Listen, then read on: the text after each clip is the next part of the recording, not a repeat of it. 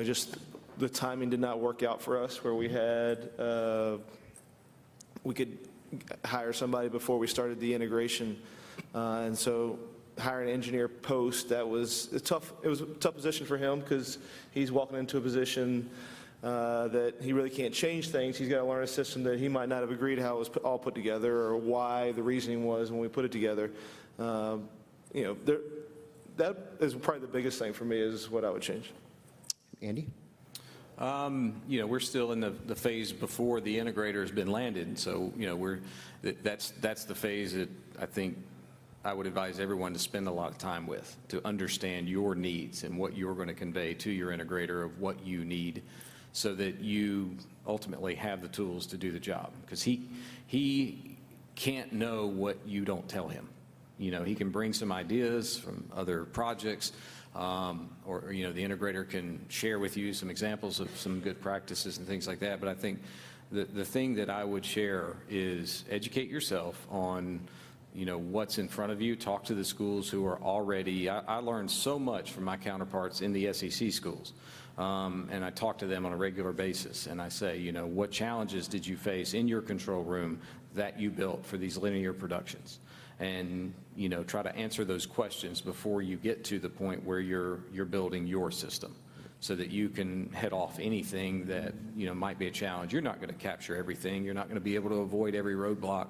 But the more conversations that you can have, the more networking you can do and talk to folks who are already doing this and know the answers to the questions that you have.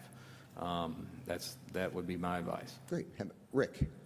I don't know that would change anything about what we've done, but what I want to talk about is making sure you take time on your infrastructure.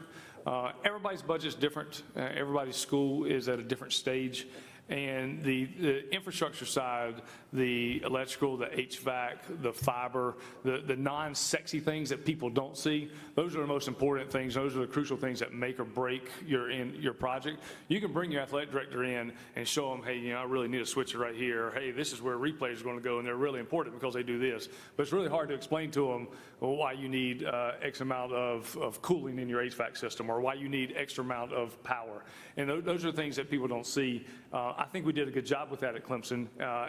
We're doing this in phases, and phase one was really just an infrastructure side, and we did our infrastructure, I think, as best that we could in the space that we were limited to. So I wouldn't change anything, but I would implore you to really think about how your infrastructure is going to impact your overall project, because at the end of the day, if you don't have the proper behind-the-scenes items, you're not going to have a great control room environment.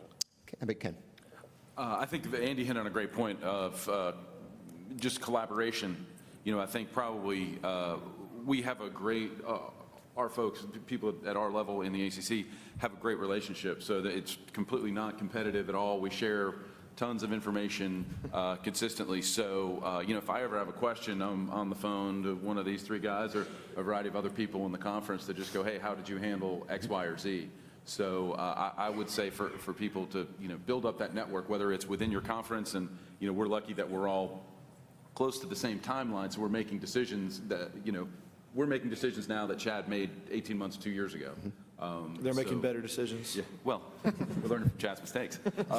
But just build up that network and collaborate as much as possible with your peers, because they're going to help you answer tons of questions. But no